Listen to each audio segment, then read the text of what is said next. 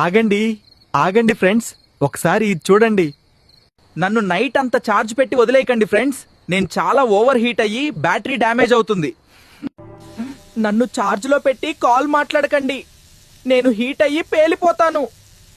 నన్ను ఛార్జింగ్ లో పెట్టి పిల్లో కింద పెట్టకండి, మంచిది కాదు. నేను హెవీ రేడియేషన్ రిలీజ్ చేస్తాను, బ్రెయిన్ ని డ్యామేజ్ చేస్తాను అండ్ హీట్ కూడా అయిపోతాను ఫాస్ట్ గా. నాకు బానిస అవ్వకండి ఫ్రెండ్స్, లిమిటెడ్ గా యూజ్ చేయండి, యూస్ఫుల్ గా ఉంటాను. మీ ఐస్ అండ్ నెక్ స్ట్రెయిన్ ని తగ్గించుకోండి.